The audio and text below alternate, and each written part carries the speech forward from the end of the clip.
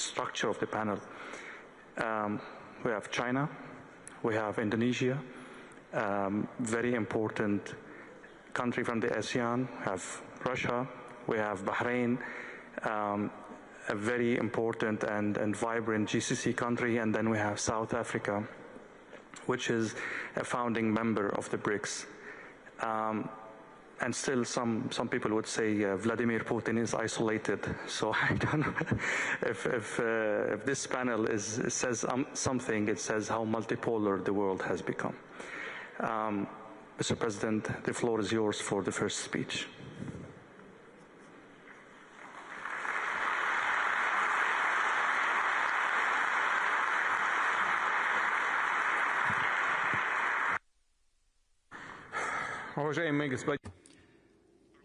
Excellency, Mr. Prabowo Subianto, Your Highness, Sheikh Nasser, Excellency, Mr. Ding Shushang, Excellency, Mr. Paul Mashatile, ladies, gentlemen, friends, I welcome all the participants and guests of the 28th St. Petersburg International Economic Forum. Traditionally, it is a platform for substantive, meaningful discussions on the most relevant subjects of this day, and we are glad that these discussions in the forum platforms are attended by representatives of 140 countries and territories. This year, the themes discussed here, and all of them are important, or rather, as colleagues call them, discussion tracks, include the quality of growth in a multipolar world and great challenges.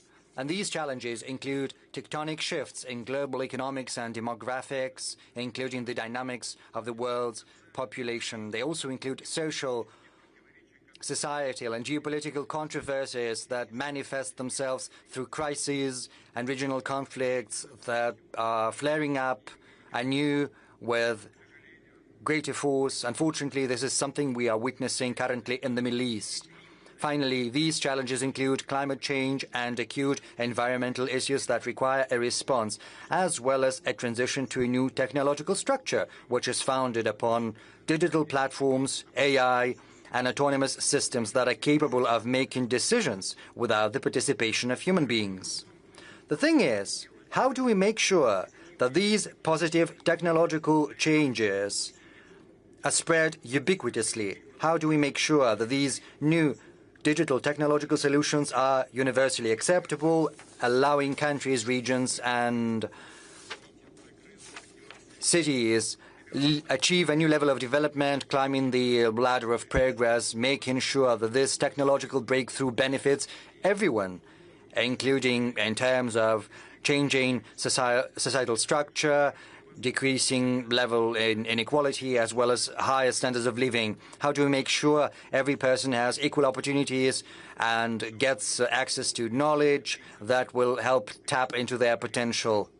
And how do we implement the fundamental principle of justice? In the course of my address, I would like to dwell on the tasks at hand for Russia. I'll also speak about what we're doing to address these tasks together with the business community, the academia, and civil society. I'll speak about the approaches we propose in order to support economic growth, not just within our country, but also how we create joint mechanisms for global and regional development in partnership with friendly nations. Let me start with an overview of the current state of the Russian economy. Despite a challenging external environment, the Russian GDP over the last 2 years has been growing by more than 4% every year. In other words, that was higher than average across the world. Speaking about the structure of this growth, let me cite a specific criterion indicator, which we have dubbed non-oil and gas GDP. It's calculated so as to factor out the influence of industries related to the extraction of hydrocarbons. So this non-oil and gas GDP in Russia in 2023 grew by 7.2%, whereas in 2024 it grew by almost 5%, namely 4.9%. In other words, we see a higher growth rate than across our GDP on average. In other words, the contribution of the commodity-related component into the economic dynamics of our country is no longer defining. Moreover, at the current point in time, it is showing negative dynamics. And by far, the defense industry is not the only thing sustaining the general growth of GDP, despite what some claim. Yes, indeed, the defense industry has played a role, but we have to look at the structure in detail. Over the last 2 years, we see growth in agriculture, industry in general, construction, logistics, services, finance, as well as IT. In other words, almost all key, systemically important industries of the Russian economy have been growing. What does it tell us? It tells us that thanks to the efforts of dozens of thousands of companies and enterprises, their teams, managers, thanks to the initiatives and efforts of millions of entrepreneurs, our economy is not simply growing steadily. Rather, it is also gaining in quality, complexity, as well as diversity. The idea of a Russian economy being completely commodity-based and dependent on the exports of hydrocarbons is evidently outdated. It's becoming a thing of the past. Reality tells us a different picture. Russia ranks 4th in the world in terms of the GDP size, and it's the first economy in Europe. And it's, of course, not GDP per capita. This is just the general GDP size. And it is a very important indicator. But it's not enough to achieve this position. It's important to reaffirm it all the time, reaffirm the status of one of the biggest economies. We need to create a conducive environment to make sure that the businesses, both from Russia and from friendly nations, keeps investing resources, modernizing and expanding its production capacities in Russia. Our current task is to make sure our economy is on a trend of balanced growth. This balanced growth implies moderate inflation as well as low unemployment rate. The statistics tells us that yearly inflation rate has decreased to single digits. Right now it's less than 10%. As of June the 16th, it stood at 9.6%. Certainly, a lot still needs to be done, but we keep on targeting the inflation rate. Of course, this is largely thanks to the active efforts by the government in terms of developing supply-side economics, but also the actions of the central bank. At the same time, the inflationary dynamics is better than anticipated by many experts, even better than the forecast by the Bank of Russia, which is something that has allowed us to proceed to a careful loosening of the monetary policy. But the changes in consumer prices doesn't tell us the full picture.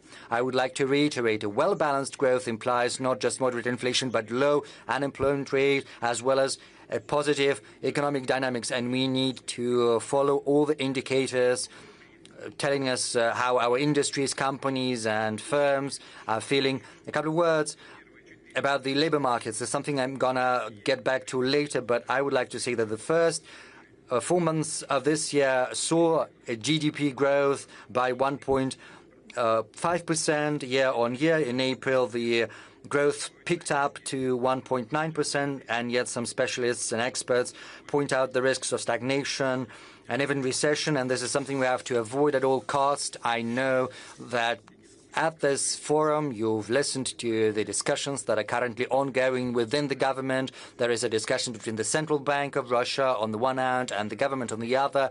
And, of course, you are well versed in the facts. What we need is to pursue a well-informed, careful, fiscal and monetary policy. We need to make sure that our mechanisms are fine-tuned in order to support and stimulate growth. We need to ensure macroeconomic, inflationary and financial stability. In other words, our strategic task is to be active and steady and consistent in changing the structure of the Russian economy, and we've made great headway in that regard. But it is of paramount importance to keep advancing given the drastic changes across the world. The importance of additional measures to those ends that is something we discussed during the session of the Council on Strategic Development and National Projects back in December last year. The government, regions, the business, expert community and academia have to work together to improve the long-term economic growth and achieve structural changes in the economy. Let me dwell a little bit on these key aspects we need to address today. First and foremost, we need to change the nature of employment and consumption patterns. We have to create an environment which will stimulate economic activity among our citizens, to make sure that our young people and senior citizens can fully tap into their potential in the labor market so that they can get new competencies, build a successful career, and improve their income.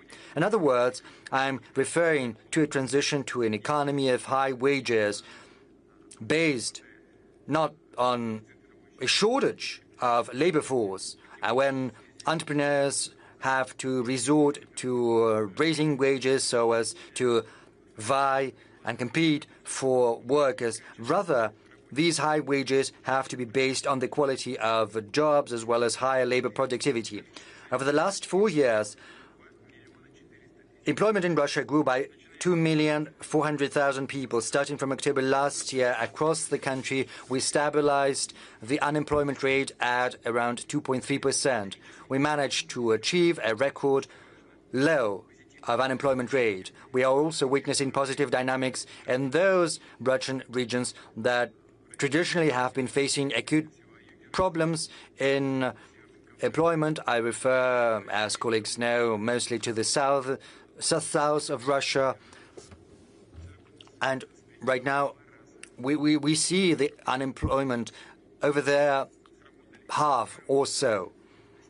This is thanks to well-informed, stimulating macroeconomic policies as well as active efforts by the regional authorities with the support of federal employment programs. It is also important to integrate up-to-date and cutting-edge technological solutions such as platform-based employment and digital marketplaces. Our colleague from Bahrain has told me that he's just been to the Chechen Republic, and with his own eyes he witnessed the republic's development. The Chechen Republic is a good example in that regard. I would also like to point out that youth employment is growing. I mean, those young people who are simply entering into the labor market, trying to secure their first job. In terms of youth unemployment, Russia is one of the world's top performers because we have an unemployment rate among the young people at around 7.5%, whereas, just to cite an example, France and the UK are facing the unemployment rates of 16 and 11% respectively. Generally speaking, youth unemployment is a most acute economic and social issue across the modern world. But as we can see, Russia is more or less successful in addressing this problem. We are following the right path and we are coping with it. Of course, there is room for improvement, but I would like to underscore that progress in that field is undeniable. And active youth employment yields results not just in the short term, because a good start, being a highly sought-after specialist in the labor market, this is something that sets the stage for later professional career of a young person and their place in society. It has an influence on their desire to make a family, take care of their parents, raise children, not just the firstborn, but fortunately the second or the third, and other children. And of course, this helps address social, economic, and demographic development of the country. Moving on, our employment is growing in the industries that create great added value and end products such as high-tech, and I also refer manufacturing in IT, tourism, whereas employment in supporting industries such as public administration, trade and finance sees a decrease in employment there. And this is an objective fact and it's well grounded. Maybe not everyone knows that, but this is a very good trend that the employment there is decreasing. Just for your information, if we look at the dynamics in information and communication, we see an increase of almost 30% by 350,000 people.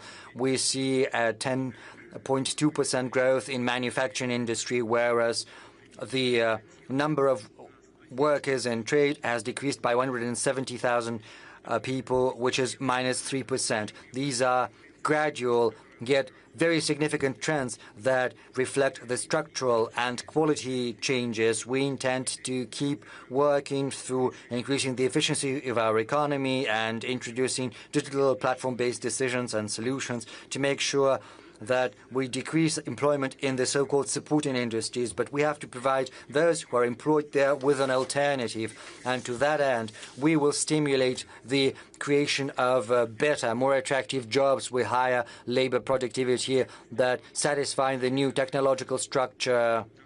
And of course, for the benefit of our people, we have to fine-tune the labor legislation. The government has drafted a package of such amendments. I would like to ask the State Duma to adopt those amendments swiftly. I would like to reiterate that high-quality, structurally sound employment holds the key to improving income of citizens and families and decreasing inequality. Of course, inequality is still a problem, but we are making good headway in addressing that. We have already managed to do a lot to raise the income of the most vulnerable citizens. And on a particular note, I would like to say that we've managed to achieve a record decrease of poverty, because as of the end of last year, poverty level stood at 7.2%, and the positive dynamics is still very much in effect. And the first quarter of this year has seen a decrease of more than 2 million people, of those who earn less than the minimum wages. This August Assembly knows that, but I would like to say that in 2000, the poverty level in Russia stood at 29%. This is for information of our guests. And unfortunately, 42.3 million people lived in these undignified conditions. In 2024, this level is just 7.2%, and it's just 10.5 million people. But this is not the end of our journey. We need to make sure that this figure goes down. We first have the task of decreasing it to 7% and then to 5%. But if we look at the economy in general, we see that the level of wages across Russia is still not sufficient. It's not adequate, and we need to be ambitious. We have to build an economy of high salaries, of high wages. It's of the utmost importance. This has to be based on higher labor productivity. Incidentally, the share of wages in the GDP increased from 40.7% to almost 44% in 2024, so in 3 years. What are we concentrating our efforts on? First and foremost, we are adapting education programs to the needs of the real sector.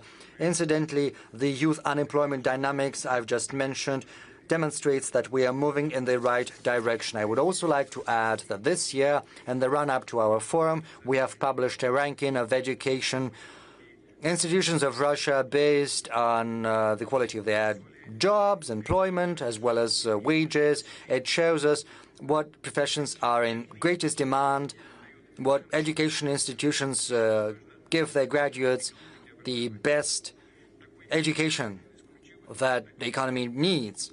This ranking shows the efficiency of management teams of these education institutions, and I would like to ask the heads of relevant ministries and colleagues both at the federal and regional level to pay close attention to that ranking, using it as an instrument for managing changes in professional education.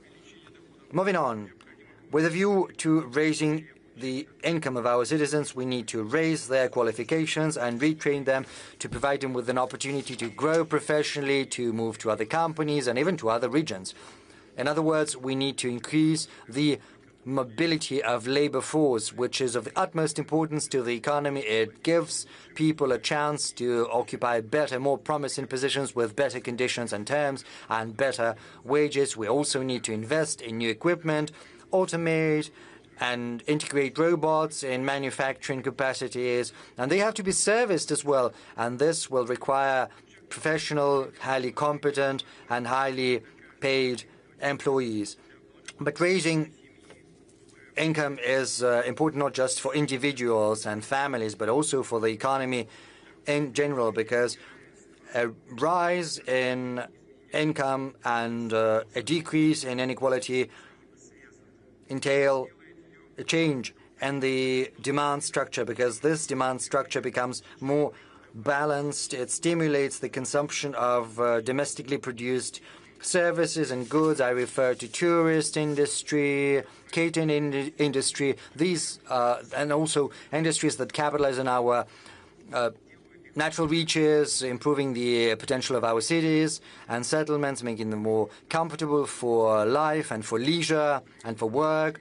And I would like to remind you that together with the government, we decided to introduce a new taxation system for the catering industry with a fixed VAT rate. Part of the revenue will be funneled into the municipal authorities, providing them with an additional resource for projects and development programs on the ground. First and foremost, to raise the standards of life. We're certainly going to support creative economy related to science, culture, art, and creativity, including such avenues as architecture, design, cinema, music, publishing, software, and so on and so forth.